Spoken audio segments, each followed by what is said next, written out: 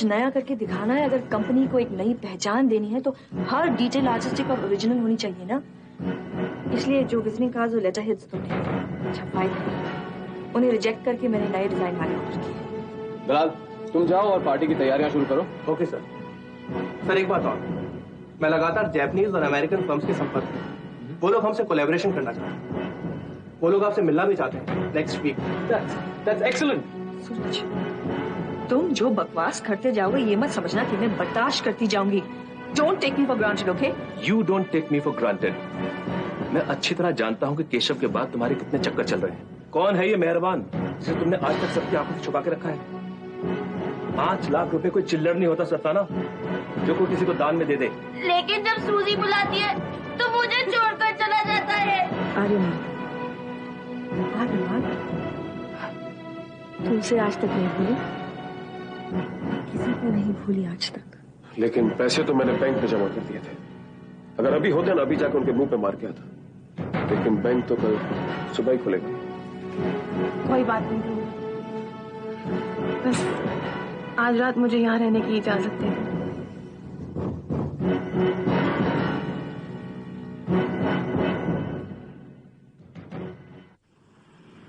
हर नाकामयाब मर्द, और खास करके वो जो 20-25 साल के लड़के से हार गया हो, बच्चलन तो हो ही जाता है। उसे दोबारा अपनी मर्दानगी साबित करने की जरूरत पड़ती है। और तुम कितने मर्द हो कि तुम्हारी बीवी से छिपा नहीं है महीन। जिंदगी के बारे में तुम्हारा नजरिया हमेशा गंदा रहा है और इस खासियत को मैं झेलता आया हूं। जब तुम्हारा दावा गलत होता है ना, तो मुझे तुम्हारी बात का रत्ती भर भी बुरा नहीं लगता। सारी खासियत उस रखेल में नजर आने लग गई महीन तुम्हें। निशी, बेहद उन औरतों को इसी नाम से पुकारा जाता है महीन सभ्य समाज में, जो तुम जैसे कमजोर मर्दों के सर पर हाथ फेरकर झूठा दिलासा देते हैं कि तुम सबसे बड़े मर्द हो। बकवास बंद करो। क्या है उसके पास जो मेरे पास नहीं है? यही ना, यही सब कुछ है ना? क्या कुछ एक्स्ट्रा है महीन? एक्स्ट्रा है बोला? Stop it now! What is this nonsense? अगर तुमने एक लफ्ज़ निकाला तो मैं क्या करोगे तुम महीन? तुम कर भी कह सकते हो कुछ नहीं। तुम्हारे जैसा कमजोर मन औरत से दबा रहता है। तुम्हें औरत से दबे रहने की आदत हो गई है महीन। तुम्हारी नजरों में मैं एक कमजोर मर्द रहूं, यही मेरी इज्जत के लिए अच्छा है। लेकिन मेरी निगाहों में तुम्हारी जात एक बदजात औरत की होती जा रही है। जितना तुम्हें देखता हूं उतनी नफरत करने लगता हूं। अब तो बाकी मुझे सोचना पड़ेगा, क्या वो स्वर्ग जिसका नाम शीला है वो बेहतर है या तुम्हारा ये नरक? मेरा तो दिल ही नहीं करता घर में वापस आऊं, लेकिन फिर भी आ जाता। लेकिन शायद ज्यादा दिनों तक नहीं। इधर आओ। तुम क्या कर रही हो यहाँ? अरे अपनी माँ जैसा बनना चाहती हो क्या? अरे अपनी माँ जैसा अगर बनना है ना, तो अपनी आंखों में जिंदगी भर के लिए आंसू भर लो। इस तरह की औरतें जहां जाती हैं खुशियां नहीं तो की फसल उगा देती है। जिस परिवार में गई संस्कार बिगाड़ कर रखती है।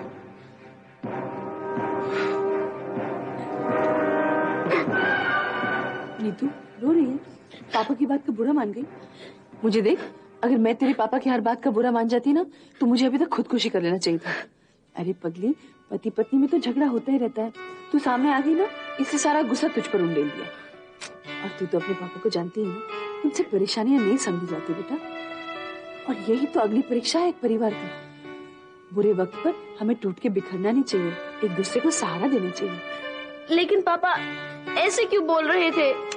कभी कभार ऐसा हो जाता है बेटा। तू अपने पापा को माफ कर दे, मैं भी माफ कर दूंगी, ठीक है? देख, गुस्से में घर छोड़कर जाना बहुत आसान है, लेकिन सब कुछ सहकर टूटते हुए घर को बचाना बहुत मुश्किल है बेटा। पर तू फिक्र मत कर, तेरी माँ जब तक जिंदा है ना, कुछ खराब नहीं होगा। सब वैसे ही रहेगा जैसा पहले था, समझी? मैडम, आपसे कोई मिलने आया, कहता आपका बाबा है। मीरा, उसे अंदर लाओ जल्दी। Can I call you back?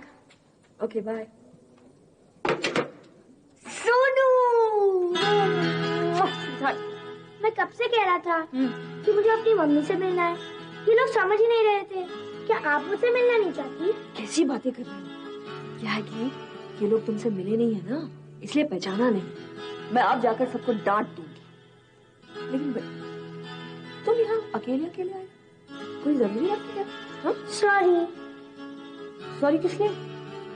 वो क्या है, आप मुझसे मिलना नहीं चाहती, मगर फिर भी मैं अकेला यहाँ आ गया। ये तुम क्या कह रहे हो? तुम्हें देखकर इतनी खुशी हो रही है मुझे। झूठ बोलती है आप पापा की तरह। अगर आपको मुझे देखकर खुशी होती है तो आप मुझसे मिलने नहीं आती। प्रॉमिस भी किया था ना आपने। सॉरी, क्या है कि इतना काम आ गया था ना कि तुम्हें मिलने के लिए टाइम ही नहीं था। लेकिन ये जो मेरा काम है ना, जब ये पूरा हो जाएगा तो मुझे ढेर सारे पैसे आ जाएंगे और फिर हम एक साथ रह भी सकते हैं। What do you think? बहुत नाराज हूँ, अपनी मम्मी को माफ नहीं करोगे? रश्मि, कोल्ड ड्रिंक लाओ और चॉकलेट्स लाओ। हमारा सोनू कौन सी कोल्ड ड्रिंक पिएगा? कौन सी भी नहीं, और चॉकलेट भी नहीं चाहिए। एक मौका और दो अपनी मम्मी को। अब चाहे जितने भी बिजी रहूं, तुमसे मिलने जरूर आऊंगी, प्रॉमिस। अब आए ना आए, मेरे स्कूल तो आ सकते हैं। हाँ, क्यों नहीं, लेकिन किस लिए? पेरेंट्स डे के लिए। पापा का आना मना है। हाँ बेटा, मैं जरूर आऊंगी, लेकिन पापा को इजाजत क्यों नहीं है? एक बार शराब पीकर पापा ने मेरी टीचर के साथ झगड़ा किया था, तो प्रिंसिपल ने उन्हें स्कूल से निकाल दिया। तो प्रिंसिपल ने पूछा, तुम्हारी मम्मी है? तो मैंने कहा हाँ है। उन्होंने कहा मम्मी को बुलाना, बात करनी है। आप आएंगी? Of course I'll come. Promise? Promise. अरे नीतू, क्या हुआ? रो क्यों रही हो? पापा ने डांटा तुझे? हाँ, और शायद मार भी सकते थे। किस बात पर? अब हम दोनों के साथ इस घर में ऐसा ही बर्ताव होगा। दोनों के साथ? आखिर बात क्या है नीतू? पापा का किसी शीला नाम की औरत के साथ अफेयर चल रहा है। क्या? पापा का अफेयर? और ये शीला कौन है? पता नहीं, पर मैं सोच भी नहीं सकती थी कि पापा भी केशव अंकल की तरह निकलेंगे। हम पे क्या गुजरेगी उन्होंने इतना भी नहीं सोचा। अगर अब वॉल्टर पूछेगा तो मैं क्या जवाब दूंगी उसे? पापा को कोई हक नहीं है ऐसा करने का। पापा ने खुद अपने अफेयर की बात बताई? नहीं, पापा और मम्मी में इस बात को लेकर झगड़ा हो रहा था। मम्मी रो रो कर पापा से ये बात कह रही थी। उन्होंने गुस्से में कह दिया होगा, और अगर ये बात मम्मी के मुंह से सुनी है तो हो सकता है ये गलत हो। नहीं दीदी, आई स्वेयर, मुझे लगता है ये बात सच है, क्योंकि पापा में कितना चेंज आ गया है, कितने बदल गए हैं वो। आज उन्होंने पहली बार मुझे डांटा, और शायद मार भी सकते थे। मुझे धक्का देकर चले गए वहां से। इतना गुस्सा तो उन्हें तुम्हारी प्रेगनेंसी पर भी नहीं आया था। एक बार भी उन्होंने ऊंची आवाज में तुमसे बात नहीं की, और आज नीतू, अबे रोना धोना छोड़। तुझे याद है ना कल तुझे वॉल्टर से क्या कहना है? ऐसा दिन एक लड़की की जिंदगी का सबसे इम्पोर्टेंट दिन होता है, जब वो अपनी बाकी जिंदगी गुजारने का फैसला किसी के साथ करती है। और तेरे पास तो वॉल्टर जैसा प्यारा लड़का है। मेरा दिल कहता है कि वो हाँ कहेगा, और उसके हाँ कहने के बाद तेरी तो जिंदगी का रंग ही बदल जाएगा। चल अब यहाँ से पहुंच, और कल क्या कहना उसकी रिहर्सल तो कर पगली। मैं तो भूल ही गई थी। क्या कहना है? कैसे कहना है बताओ ना। महन, ड्रिंक कुछ ज्यादा नहीं होगी? कितनी बार ले चुके हो? शीला, पहले तो कोई खुशी आई नहीं। अब जिस खुशी की उम्मीद है, उस उम्मीद पर भरोसा नहीं है। जब मेरे करीब से खुशी गुजरी तो मैंने उसे अपने दोनों हाथों से पकड़ लिया। वो भागने लगती है, मैं उसे वापस पकड़ लेता। बस यूं समझो कि मैं उसी खुशी की खुशी में पी रहा हूं। महन, मैं एक हफ्ते के लिए सिस्टर फिलोमिना से मिलने क्या चली गई? काफी तब्दीलियां आई हैं तुम्हें। माय डियर, जो तब्दीलियां होंठों पर मुस्कुराहट दे जाए, उनकी तहकीकात नहीं किया करते। कुछ मुस्कुराहटें काले चश्मे की तरह होती है महन। आंसू छुपाने के लिए आदमी चढ़ा लेता है आंखों पे। आंसुओं से रिश्तेदारी खत्म। तलाक दे दिया मैंने आंसुओं को, और निकाह कर लिया है खुशी से। अफसोस बहन अफसोस, मैं तुम्हें जितनी अच्छी तरह समझती हूँ तुम मुझे उतना ही कम समझती हो। तुम्हारी इन मुस्कुराहटों में कोई खुशी नहीं है। इन मुस्कुराहटों के बलबूते पे तुम सच्चाई से छुपने की सुरंग खोद रहे हो, ऑफिस से दूर रहने का बहाना ढूंढ रहे हो ये रहा है। ये सब झूठ है कि इतने दिनों मेहनत की और अब तुम छुट्टियां मनाना चाहते हो। Stop that, please, Sheila, stop it. I'll stop meeting you जिस दिन हमारे रिश्ते में सच्चाई की गुंजाइश खत्म हो जाएगी। मेहनत के बाद आदमी डंके की चोट पर खुशी मनाता है, तुम्हारी तरह छुप कर नहीं। नहीं बैठ सकता मैं उस ऑफिस में जहां हर कदम पर अपने सपनों के टूटे हुए कांच मुझे लगातार चुभते रहे। जो मेरा मकसद था उस पर तो ऋषभ कुंडली मारकर बैठ गया है और अगले 50 साल तक बैठा रहेगा। देखो महीन, ऋषभ अभी इस काम में बिल्कुल नया नया है। वो कभी न कभी कोई न कोई गलती जरूर करेगा और वही वक्त होगा तुम्हारे लिए इस मौके का फायदा उठाने का। 15 साल बहुत होते हैं, तुम्हारे लिए बहुत सारे मौके आएंगे। मौकों के लिए दिमाग भी तो सही चाहिए। ऑफिस जाओ तो दुख ही दुख, घर लौटो कलेश ही कलेश। आधा दिमाग तो निशी चाट जाती है। मैं तो पूरा दिमाग चाट जाती अपने पति का, अगर वो मुझे छोड़कर किसी दूसरी औरत के पास जाता। उसका ऐसा सोचना जायज है महेंद्र? अगर तुम मेरी पत्नी होती तो मैं किसी दूसरी औरत की तरफ देखता नहीं। Really?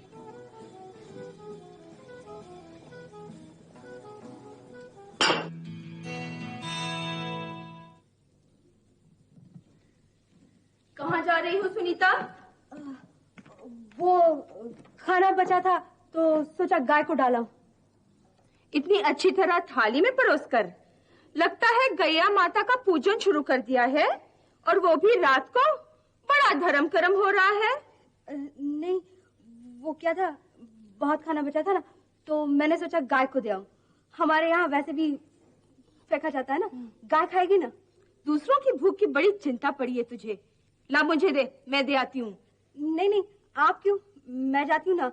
और आप इतनी रात को इतनी दूर कैसे जाओगी? तेरा ये काम मैं कर देती हूँ, गाय को चारा देने वाला। वैसे भी मेरा वॉक हो जाएगा, और तू तो दिन भर की थकी हुई होगी। नहीं स्टेला, मेरा काम है, मैं खुद कर लूंगी। और वैसे भी अच्छा नहीं लगता ना कि मैं यहाँ बैठी रहूं और आप इतनी रात को दूर जाए। अच्छे और बुरे की तमीज तुझे मुझसे सीखनी है, और तेरी नौकरी में मेरा हुक्म मानना भी शामिल है, समझी? जा तो वापस जा, मुझे मालूम है किसको देना है ये।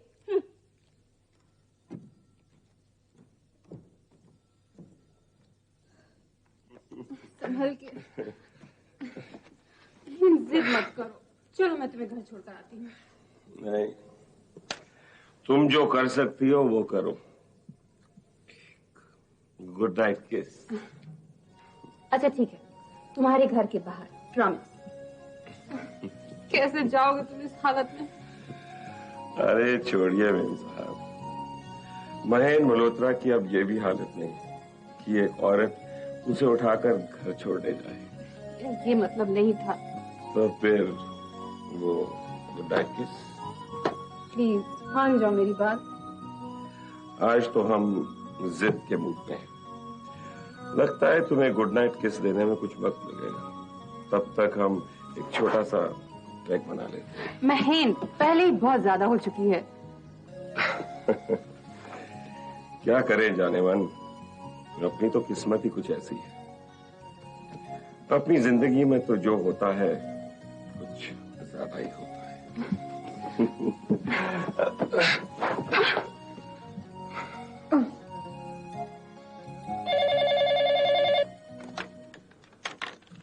हेलो।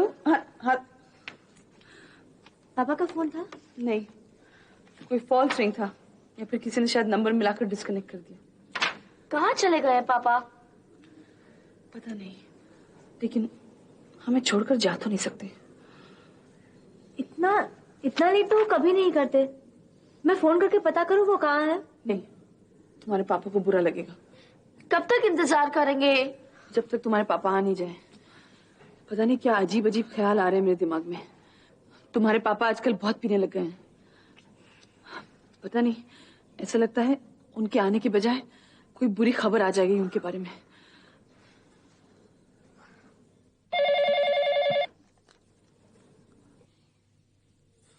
आएगी आएगी आएगी आने वाली।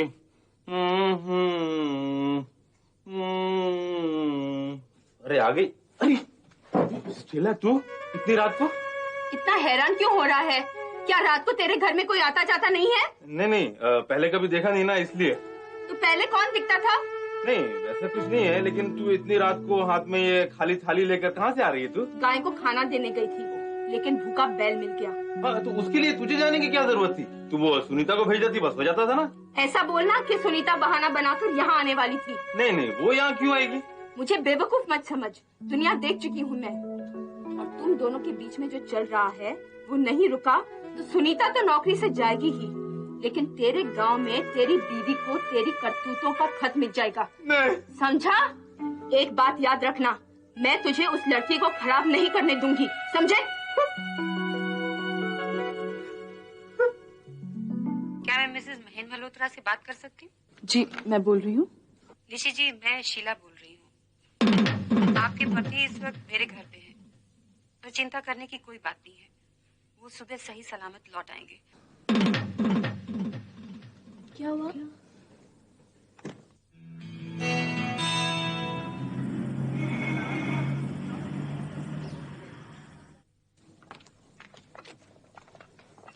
Good morning. मैंने कहा उठिए जनाब, दिन निकल आया है। उठिए भी। शीला, मुझे इस दिन में कोई दिलचस्पी नहीं है, रात को थोड़ा और लंबा हो जाएगा। चाय ठंडी हो जाएगी, चलिए। ओहो, इन लम्हों को पकड़े रखने के लिए मैं चाय कुर्बान कर सकता हूँ। अच्छा, रात भर में आप शायर भी हो गए। आज हमारी शायरी में दर्द नहीं, खुशी है। न जाने कितने बरसों बाद मुस्कुराता हुआ सूरज उदय हुआ है। बल्कि मैं तो ये समझता हूँ कि रात में नशा सर चढ़ा दिया है। ये नशा रात का नहीं, रात को आपने जो पिया था ना उसका है। कहिए तो चाय की जगह आपके लिए एक छोटा सा पैग बना दूं। शीला, अगर हर सुबह इसी तरह उदय हो जब तुम मेरे सामने हो तो मुझे किसी चीज की जरूरत नहीं।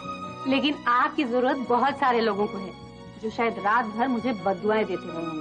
ओह, कम ऑन डार्लिंग, ऐसे स्वर्ग में बद्दुआओं को दाखिल होने की इजाजत नहीं मिल सकती। वो किसी और दुनिया की बात होगी, इस दुनिया की बात नहीं है। आप तो अच्छे खासे शायर बन गए। अरे चलिए चाय पीजिए, मेरा भी दिल कर रहा है आपके साथ बैठकर चाय P. Really? I love that. तुम भी तो लो ना। ठीक है, बाद में। जानती हो शीला, अपनी इस दिल की ख्वाहिश पूरी करने का दिन कई काली रातों के बाद आया। अच्छा। एंड फ्रैंकली स्पीकिंग, सुबह सुबह जब तुम्हें देखा ना, बहुत अच्छा लगा। नींद तो अच्छी आई ना आपको? बहुत बढ़िया, ऐसे लगा ही नहीं कि मैं कहीं और सोया हूं। अच्छा। वैसे एक बात है, तुम्हें दाद देनी पड़ेगी। तुमने अपना घर बहुत बढ़िया बनाया, वेरी कंफर्टेबल, ब्यूटीफुल। घर हो तो ऐसा। बस बस बस, बहुत तारीफ हो चुकी है। अभी तो मैंने शुरुआत की है। सब बातें कह देना जरूरी नहीं होता, कुछ बातें अनकही रह जाएं तो ज्यादा अच्छा लगता है। मगर ना जाने क्यों सब कुछ कह डालने को दिल करता है। एक तुम ही हो जिसे मैं अपना दिल खोलकर दिखा सकता हूँ। शीला, ये रात जो तुमने मुझे तोहफे में दी है, उसका बहुत बहुत शुक्रिया। चलिए, तो फिर इसी बात पे एक एक कप गरम चाय और हो जाए। लेकिन ये चाय मैं पीने के लिए बनाऊंगी, सिर्फ बातें करने के लिए नहीं। ये जो हुक्म सराम को। अच्छा एक बात बताओ, कल रात मेरे ये कपड़े तुमने बदले थे? हाँ, मैंने तुमसे इजाजत मांगी थी। तुमने नशे में कुछ कहा, मुझे लगा तुम हाँ कह रहे हो। डार्लिंग, जिसको एक बार हक दे दिया जाए ना, उसे इजाजत मांगने की जरूरत नहीं होती। अच्छा एक बात बताओ, ये लुंगी कुर्ता और वो भी मेरे साइज का तुम्हारे पास कैसे आया? ये मैं अपने पति के लिए तोहफे में लाई थी, पर इसके पहले कि मैं उसे तोहफा दे पाती, उसने मुझे ये तोहफा दे दिया, डिवोर्स। तब से ये बेनामी पड़ा हुआ था।